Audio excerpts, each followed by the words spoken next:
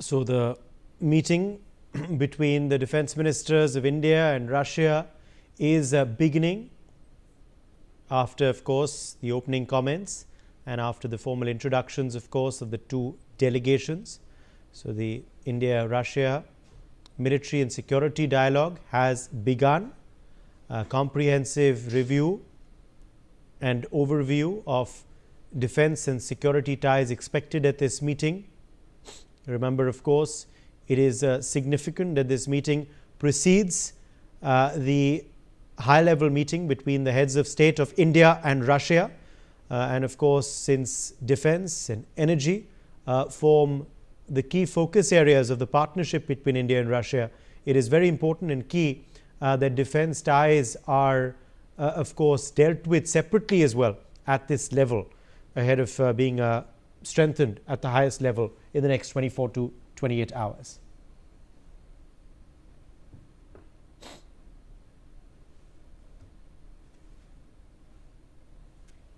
All right, joining us now is Dmitri Simes Jr, head of Sputnik India.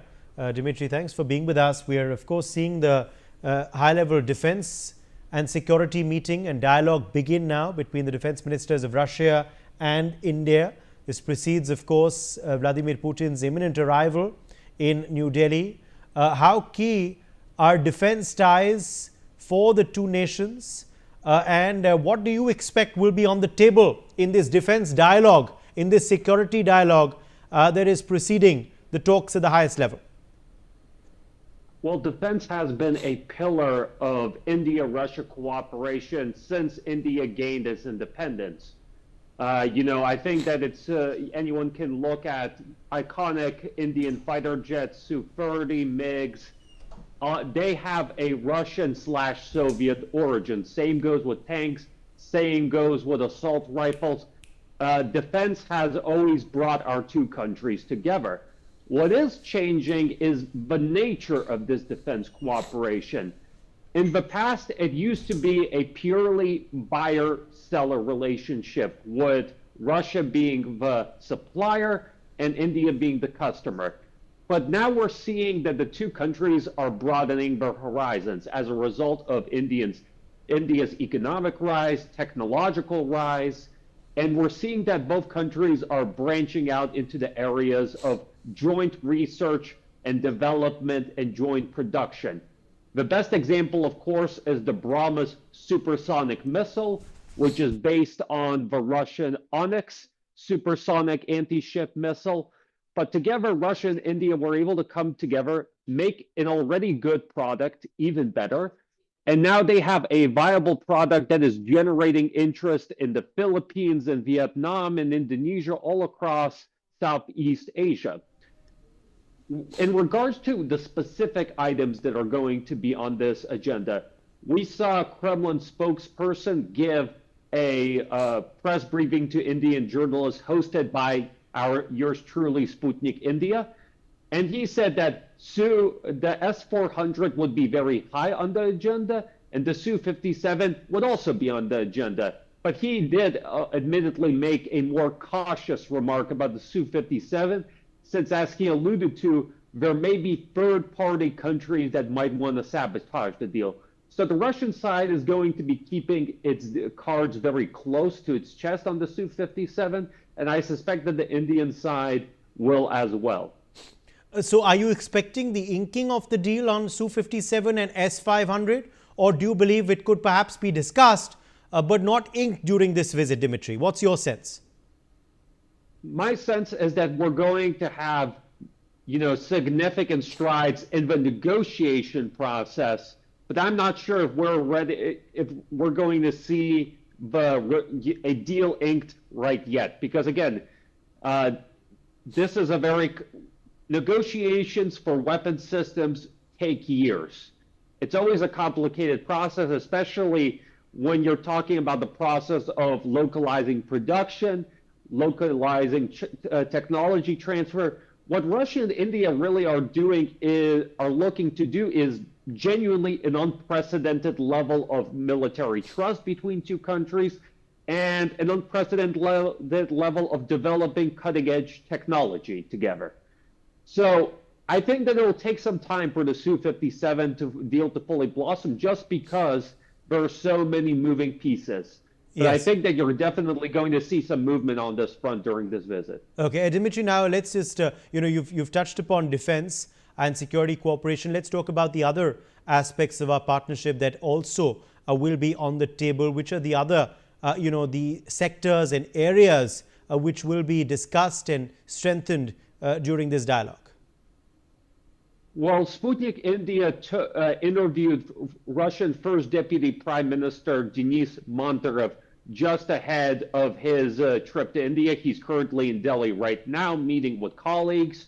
Some of the areas that he raised in the interview with us. Number one, he said that Russia's definitely interested in exploring joint shipbuilding endeavors for Arctic-class vessels.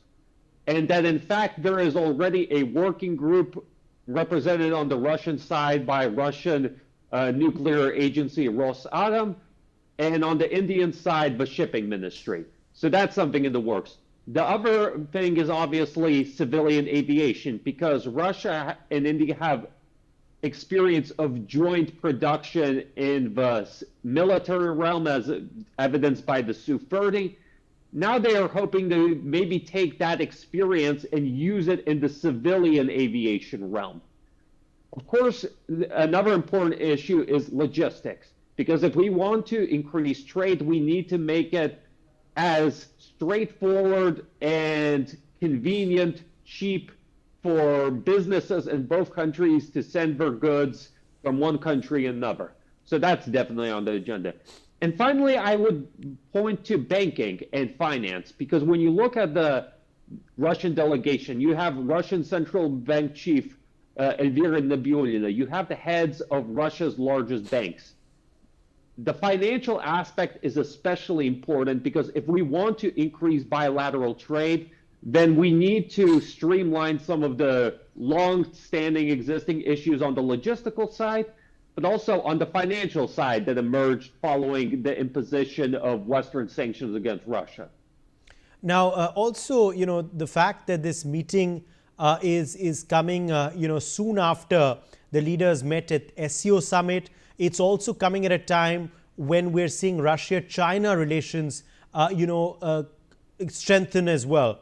Is this a tilt or a pivot by Putin towards a new world order as well, towards a sort of, different access to the West with his, visits and strengthening of ties between China and India, in particular towards this latter half of 2025?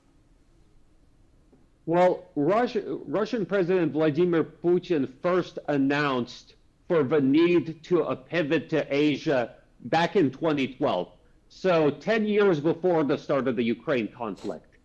Now, needless to say, after the Ukraine conflict started and we saw NATO basically wage a proxy war against Russia via Ukraine, when we saw the collective West declare effectively economic war against Russia, freezing assets, blocking from SWIFT, so on and so forth, that obviously made Russia accelerate its process of deepening economic ties with the two major Asian giants, which are China and India.